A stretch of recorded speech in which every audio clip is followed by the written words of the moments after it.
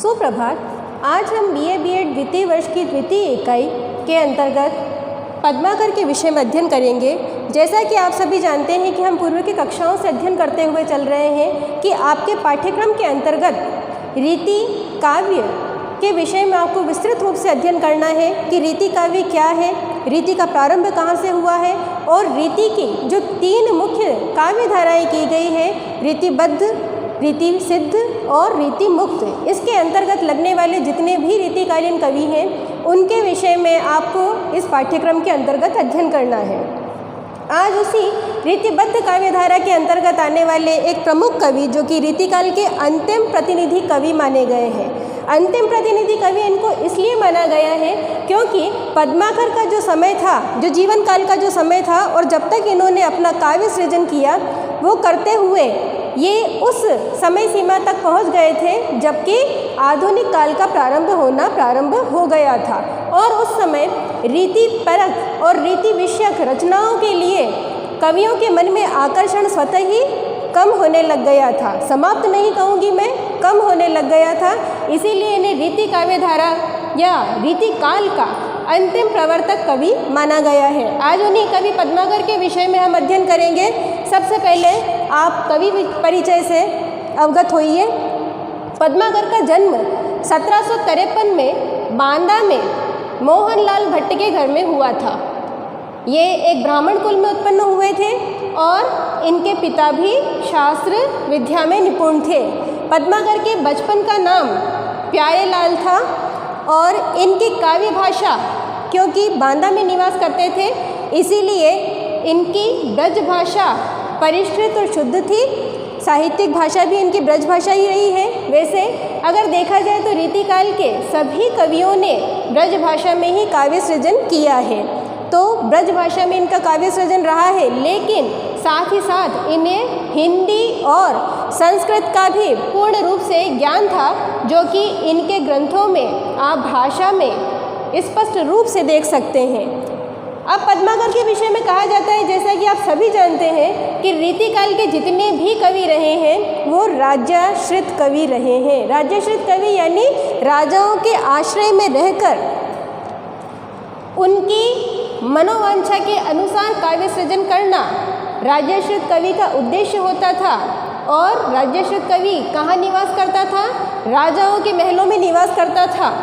तो राज्याश्रित कवि थे पद्माकर भी, लेकिन इनका स्वभाव स्वच्छंद प्रकृति का था, खुला यानी उन्मुक्त होना, कि एक जगह बंद कर रहना इन्होंने कभी पसंद नहीं किया अपने जीवन में। इसीलिए इनके कई आश्रयदाता रहे हैं।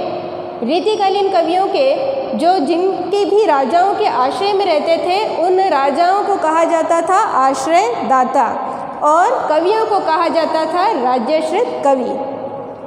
तो किन किन राजाओं के आश्रय में इन्होंने निवास किया? सबसे पहले सागर नरेश अप्पा साहब, उसके बाद में श्री रघुनाथ राव, बांदा के सेनानायक गोसाई अनूप गिरी जिनका उपनाम हिम्मत बहादुर है, और इन्हीं हिम्मत बहादुर उपनाम को लेकर उन्होंने हिम्मत बहादुर बिरुदावली एक विस्तृत चरित काव्य लिखा है। जयपुर नरेश प्रताप सिंह के यहीं रहते हुए जयपुर में जब ये निवास करते थे पद्माकर, तो इसी समय इन्हें श्वेत कुष्ठ रोग हो गया था। उस रोग की मुक्ति की प्राप्ति के लिए भी इन्होंने प्रबोध पचासा जैसे ग्रंथ का निर्माण किया था। अंतिम में देखते हैं उदयपुर नरेश भीम सिंह, यानी इतने सभी राजाओं के आश्रय में रहकर पद्माकर ने अपने काव्य का सृजन किया था। अब पद्माकर के लिखे गए जो ग्रंथ देखे गए हैं रीतिकाल के अंतर्गत, वो पद्माकर ने मौलिक रूप से जो लिखे हैं, मौलिक मैं आपको बताना चाहूँगी, अंग्रेजी में जिसे ओरिजिनल कहा जाता है, यानी वास्तविक यथार्थ, किसी के आधार पर अनुकृत कृतियाँ नहीं है, अनुकरण नहीं किया है उनका और रूपांतर भी नहीं है। उन्होंने क्या किया है? मूल रूप से अपना ही विषय रखा है और अपनी ही विषय वस्तु उसमें प्रस्तुत की है। तो इनके द्वारा लिखे गए काव्यों को, जो मौलिक 7 काव्य ग्रंथ हैं, उनकी मुख्य विषय वस्तु क्या रही है, उसके आधार पर हम इनके काव्यों को कितने भागों में बांटेंगे? 4 भागों में बांट कर देखेंगे। पहला आता है पद्माकर का चरित काव्य। चरित काव्य इनके दो हैं, वो है हिम्मत बहादुर विरुदावली और प्रताप सिंह विरुदावली। प्रताप सिंह विरुदावली जैसा नाम से स्पष्ट हो रहा है कि जयपुर नरेश सवाई प्रताप सिंह की प्रशस्ति में, प्रशस्ति अर्थात प्रशंसा में इन्होंने लिखा था। और हिम्मत बहादुर विरुदावली बांदा जहाँ के निवासी थे, वहाँ के एक सेना नायक थे जो बहुत ही वीर और योद्धा थे। वो सेना नायक जिनका नाम क्या था वास्तविक, गोसाई अनूपगिरी, लेकिन इन्होंने गोसाई अनूपगिरी नाम से अपना ग्रंथ नहीं लिखा, बल्कि उन्हें एक उपनाम प्रदान किया हिम्मत बहादुर, और हिम्मत बहादुर विरुदावली नाम से इन्होंने इन पर एक चरित काव्य लिखा। चरित काव्य आप सभी जानते हैं कि किसी के चरित्र का वर्णन करना, और उसकी मुख्य विशेषता आपको यही मिलेगी कि जो उसका प्रधान नायक होगा काव्य का, उसी नायक के नाम के आधार पर उस ग्रंथ का नामकरण किया जाता है। हिम्मत बहादुर विरुदावली नाम से ही स्पष्ट हो रहा है कि हिम्मत बहादुर की कीर्ति और वैभव और उनके साहस को दर्शाती है। प्रताप सिंह विरुदावली सवाई प्रताप सिंह की प्रशंसा में लिखी गई है कि वो किस प्रकार के वीर योद्धा और साहसी थे। फिर आते हैं जो दूसरा भाग है इनका, वो आता है रीति ग्रंथ। रीतिकाल के विषय की अगर हम चर्चा करें, और रीति ग्रंथ किसी कवि ने नहीं लिखे हो ऐसा हो नहीं सकता, इसीलिए रीति ग्रंथों की अगर हम बात करें तो पद्माकर ने पद्माभरण और जगविनोद यानी दो रीतिपरक ग्रंथ लिखे हैं। तो पद्माभरण जो इनका है वो अलंकार विषयक यानी अलंकारों पर आधारित है, अलंकारों के लक्षण और उदाहरण इसमें प्रस्तुत किए गए हैं। और जगविनोद की बात करें तो ये एक रसपरक रचना है जिसमें 9 ही रसों का उल्लेख मिलता है, और साथ ही साथ इसमें कुछ छंदों का भी उल्लेख मिलता है। तो यानी रसपरक और छंदपरक जो रचना मानी गई है वो जगविनोद मानी गई है। अब बात आती है इनके तीसरे वर्ग की काव्यों के ग्रंथ की, कि भक्तिपरक ग्रंथ कौन कौन से लिखे हैं पद्माकर ने। तो पद्माकर ने प्रबोध पचासा और गंगा लहरी। प्रबोध पचासा जो लिखा है वो जीवन के अंतिम समय में पद्माकर ने वैराग्य जब धारण कर लिया था, सांसारिकता से दूर हो गए थे, और तब उस समय इन्होंने मुक्ति की कामना से, और जो श्वेत कुष्ठ रोग हो गया था उस रोग की मुक्ति के लिए पद्माकर ने प्रबोध पचासा नामक ग्रंथ लिखा था। गंगा लहरी जिसका अध्ययन आप अपने पाठ्यक्रम के अंतर्गत अभी करेंगे, पदों का अध्ययन आप, गंगा लहरी इनका लिखा गया एक भक्तिपरक ग्रंथ है जो गंगा की महानता और उसके पतित पावक रूप से, उसकी पवित्र रूप से हमें अवगत कराता है। ये गंगा लहरी का विषय है।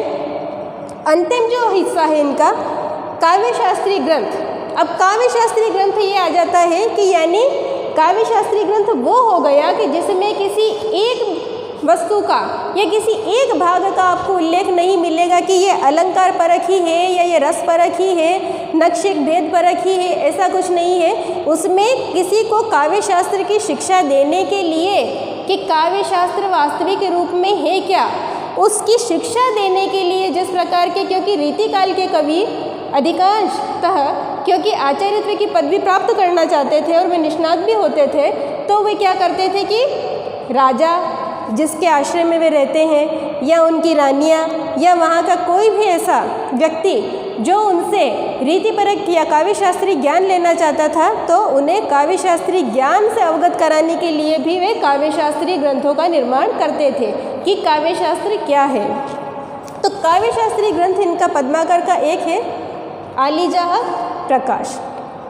यानी कुल मिलाकर पद्माकर के 7 मौलिक ग्रंथ हैं चरित काव्य, जिनमें 2 हैं हिम्मत बहादुर विरुदावली, प्रताप सिंह विरुदावली, रीति ग्रंथ पद्माभरण, जगविनोद, भक्तिपरक प्रबोध पचासा, गंगा लहरी, काव्य शास्त्री ग्रंथ आलीजाह प्रकाश। वैसे अगर पद्माकर के विषय में बात की जाए तो पद्माकर के काव्य में अगर देखा जाए तो मूल रूप से ये श्रृंगारी कवि माने गए हैं, लेकिन इनके काव्य में भक्ति भी देखने को मिली है। भक्ति इन्होंने गंगा के प्रति भी प्रदर्शित की, समस्त देवी देवताओं के प्रति प्रदर्शित की, और इनकी एक अन्य रचना को भी आप इसमें पढ़ेंगे जो है राम रसायन। वो वाल्मीकि रामायण का एक अनुवाद है जिसको 3 खंडों में वाल्मीकि रामायण के अनुवाद को इन्होंने कितने 3 तरंगों में बांटकर राम रसायन में प्रस्तुत किया। वो इनकी राम भक्ति परक रचना है। तो अब हम गंगा लहरी के विषय में अध्ययन करेंगे कि गंगा लहरी क्या है। गंगा लहरी पद्माकर द्वारा लिखी गई कलयुग में मुक्ति की प्राप्ति की आशा से कि गंगा की महानता क्या है, गंगा का कर्म क्या है, गंगा नदी की लहरों को इतना पवित्र क्यों माना गया है, उस आधार पर गंगा लहरी का निर्माण कवि ने किया है।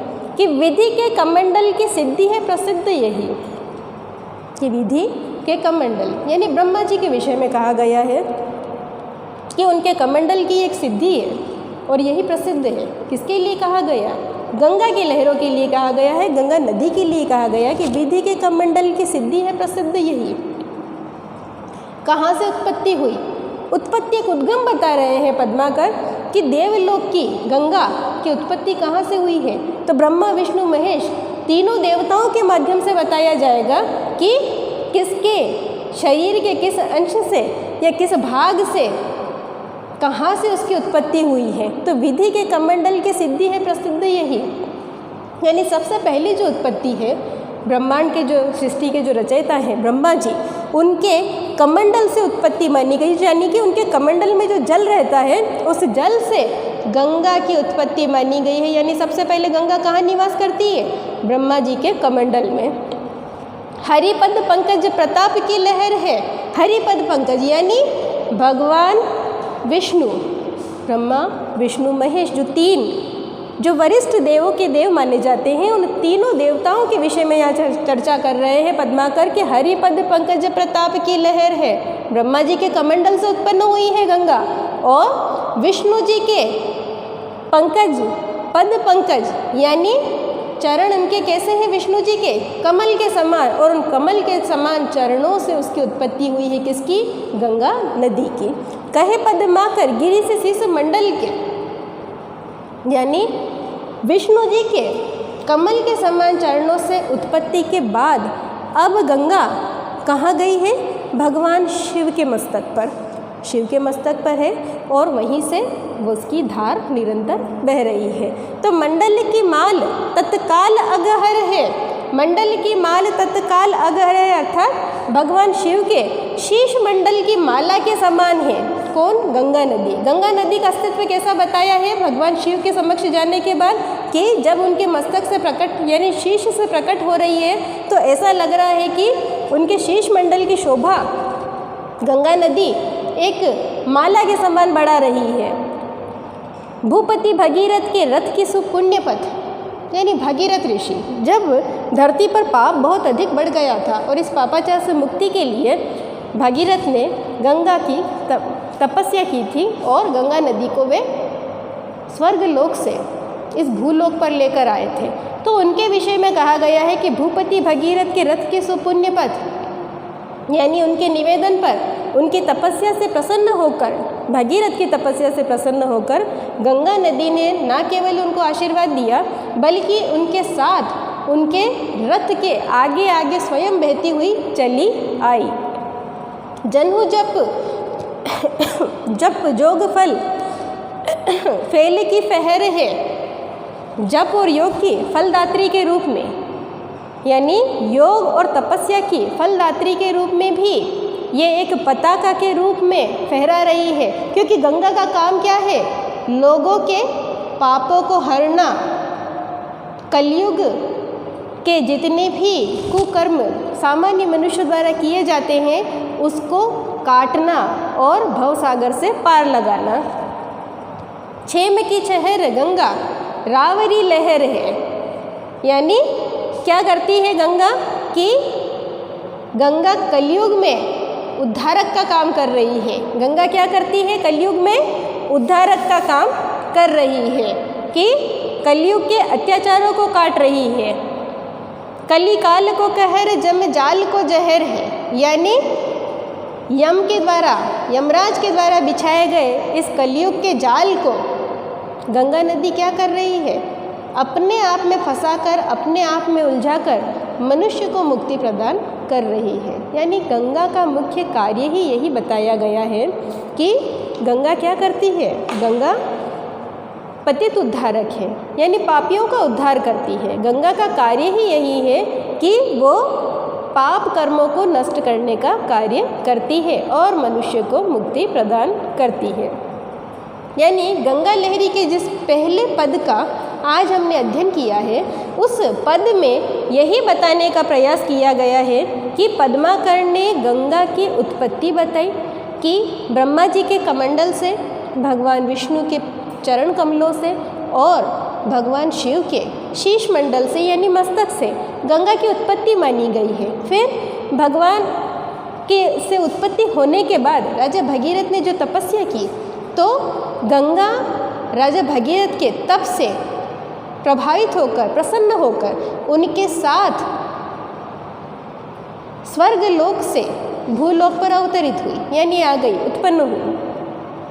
फिर उसके बाद में यहाँ तक आने के बाद में गंगा ने क्या किया कि जितने भी कलयुग के अत्याचार और कलयुग में जो सामान्य मनुष्य जो पीड़ा प्राप्त कर रहे हैं, जिन संकट बाधाओं से घिरे हैं या सांसारिकता की चाह में अंधे होकर जितने भी वो पाप कर्म कर रहे हैं और कलयुग उनसे करवा रहा है, उस कलिकाल के जमजाल को, यानी कलिकाल अर्थात कलयुग के यमजाल को गंगा अपने आप में उलझाकर उस बंधन को काट रही है और मनुष्य को क्या कर रही है, मुक्ति प्रदान कर रही है, उसको मोक्ष प्रदान कर रही है। तो गंगा का सामान्य मनुष्य के लिए कैसा रूप बताया है, पतित उद्धारक और मोक्षदायिनी रूप। तो आज हमने पद्माकर के कवि परिचय और उनकी प्रसिद्ध रचना गंगा लहरी के पहले पद का अध्ययन किया है।